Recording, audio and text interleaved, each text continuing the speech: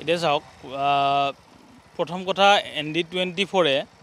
ND24ক মই ধন্যবাদ জনাইছোঁ। প্ৰথম মই ND24ৰ অফিচত গৈ মই এই কথাখিনি জনাইছিলোঁ যে মোৰ লগত এনেকুৱা ঘটনা এটা হৈ আছে। এইখিনি কথা মই বাতৰি প্ৰচাৰ কৰাৰ কাৰণে কৈছিলোঁ আৰু মোৰ অভিযোগৰ ভিত্তিত মোৰ পৰা ভাষ্য গ্ৰহণ কৰিছিলে। তাৰ ওপৰত তেওঁলোকে বাতৰিটো সম্প্ৰচাৰ কৰিছিল আৰু যিটো এটা অভিযোগ উত্থাপন হৈছে যে পইচা দি পেলাই নিউজ বজাইছে নেকি, মোৰ পৰা পইচা তেওঁলোকে বিচৰাও নাই আৰু মই কোনোদিন কোৱাও নাই পইচা লওক নিউজ বজাওক। মোৰ অভিযোগটো তথ্য প্ৰমাণ দিছোঁ মই, সেই প্ৰমাণৰ ভিত্তিত তেওঁলোকে নিউজ বজাইছে, বাতৰি সম্প্ৰচাৰ কৰিছে। এতিয়া মোক যেনেকৈ ভাবুকি দিছে যোৱাকালি পৰহি বা এই প্ৰথম দিনাখনৰ পৰা মোক যেনেকৈ মৃত্যুৰ হত্যা কৰিম বুলি ভাবুকি দিছে, সেই চক্ৰটোৰ কথা মই অসম আৰক্ষীক এজাহাৰ দিম এতিয়া গোটেইখিনি লৈ। আৰু সেই একে চক্ৰৰ আজি ND24ৰ দৰে এটা সততাৰে নিষ্ঠাৰে কাম কৰা সংবাদ মাধ্যমৰ কাৰ্যালয় জ্বলাই দিম বুলি কৈছে বা সংবাদ কৰ্মীসকলক আক্ৰমণ কৰিম বুলি কৈছে। এতিয়া চাওক এইটো কিমান ডাঙৰ চক্ৰ হ'ব পাৰে।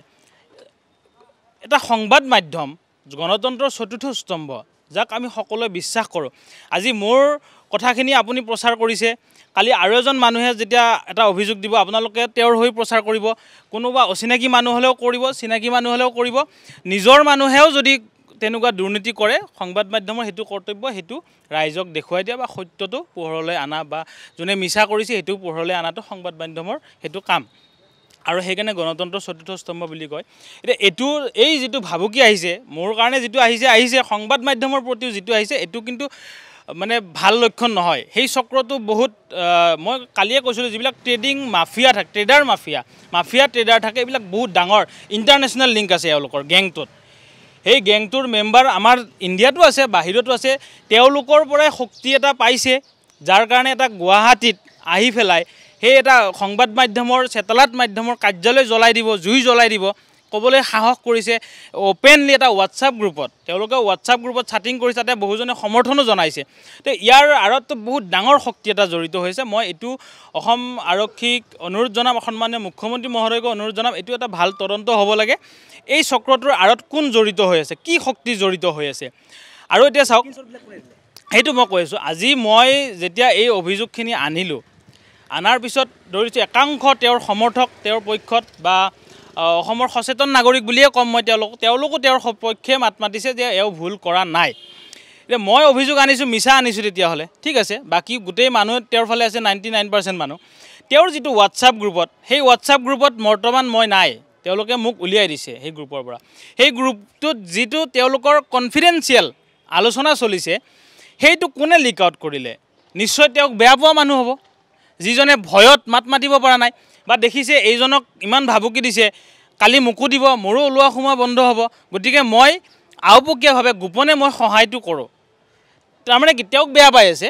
ND24ক ভাল পাই কৰিছে বুলিও মই নকওঁ, মানে এইটো নকওঁ ভাল পাই কৰিছে বা অসমৰ ৰাইজক ভাল পাই কৰিছে, কিন্তু এইটো নহয় যে কাৰোবাক তৈলমৰ্দন কৰিবলৈ দিছে। কিন্তু সত্যটো দিছে যে এওঁলোকে এনেকুৱা কাম কৰি আছে। সেই মানুহজন, যিজন মানুহে দিছে, তেওঁক বেয়া পায়, তেওঁৰ তাত হয়তো প্ৰবঞ্চিত, তেওঁ ভুক্তভোগী মোৰ দৰে, কিন্তু তেওঁ মুখ খুলিব পৰা নাই ভয়ত, বা হয়তো তেওঁলোকে কিবা টোপ দি থৈছে যে তোমালোকে মুখ নুখুলিবা, তোমালোকৰ যিমান টকা লছ হৈছে মই দিম। মোকোতো কৈছিলে যে আপোনাৰ পইচাটো মই ৰিকভাৰী কৰি দিম।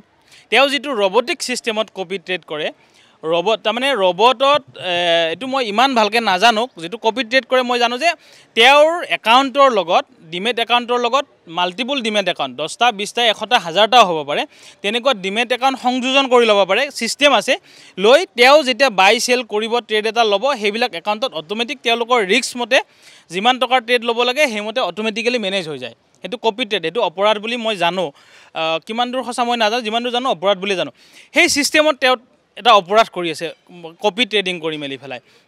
সেইখিনি মানুহৰ যিসকলে তেওঁৰ বেছি বিশ্বস্ত, সেইখিনি মানুহক তেওঁ হয়তো কপি ট্ৰেডিঙত লৈছিলে, আৰু যিখিনি বিশ্বাসযোগ্য নহয় তেওঁলোকে লছ খাই আছিলে মোৰ দৰে। সেই লছ খাই থকা মানুহ, তেওঁৰ প্ৰবঞ্চনাত বলি হোৱা মানুহ তেওঁৰ গ্ৰুপত এতিয়াও আছে।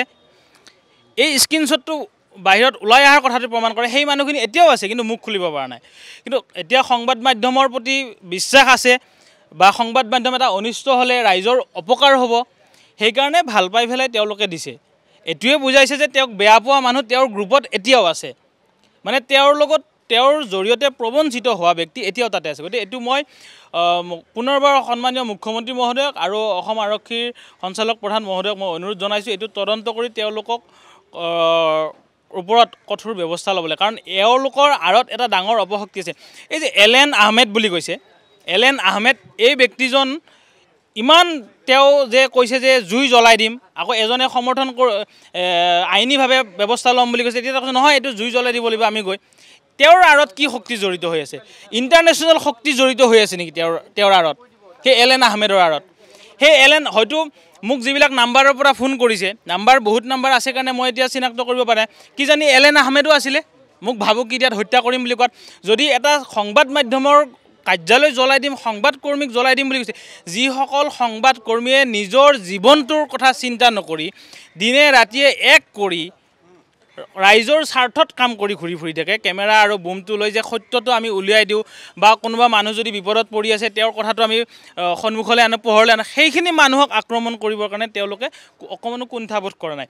সিদিনাখন দেখিলোঁ আদালতৰ চৌহদত বিশেষকৈ ND24ৰ সংবাদকৰ্মীকে তেওঁলোকে আক্ৰমণ কৰিবলৈ আগবাঢ়ি আহিছিলে, বা বহুত নানান ধৰণৰ বেয়া ব্যৱহাৰো কৰিছিলে। সেইখিনি কথাৰ ND24ৰ বাতৰিটো যিটো প্ৰচাৰ কৰিছিলে, সেই পোষ্টটো মই ফেচবুকত শ্বেয়াৰ কৰি মই অসম আৰক্ষীক অনুৰোধ কৰিছিলোঁ যে এই গুণ্ডা বাহিনীসকলৰ ওপৰত ব্যৱস্থা ল'ব লাগে। আৰু সেইটোক লৈয়ে মোক ভাবুকি দিলে, গুণ্ডা বুলি আমাক কিয় কবি? তে এওঁলোকৰ মানে মাতিলে এওঁলোকৰ মানুহ উপৰ্যুপৰি ধৰে। মইতো এটা সৰু মানুহ, সংবাদকৰ্মীয়ে সংবাদ মাধ্যম এটা জ্বলাই দিম বুলি কৈছে, বহুত ডাঙৰ কথা কৈছে, এইটো বহুত চিন্তনীয় বিষয়, এইটো গভীৰভাৱে ল'ব লাগে। আৰু মই ইমানে কৈছোঁ, কি শক্তি জড়িত হৈ আছে স্বপ্ননীল দাসৰ সেই গেংটোৰ আঁৰত, স্বপ্ননীল দাসৰ যিটো গেং আছে সেই গেংটোৰ আঁৰত বা স্বপ্ননীল দাসৰ আঁৰত কি শক্তি জড়িত হৈছে সেইটো অসম আৰক্ষীয়ে নিশ্চয় উলিয়াব পাৰিব, তদন্ত কৰিলে সেইটো উলিয়াব লাগে, আৰু তাৰ ওপৰত ব্যৱস্থা ল'ব লাগে। আজি মই ওলাই অহাৰ কাৰণে মই এইটো কৈছোঁ, যিজন মানুহে স্ক্ৰীনশ্বটটো দিছিলে তেওঁ যদি মুখ খোলে তেওঁকো ধৰিব, তাৰ ভয়তে মানুহ ওলাই অহা নাই।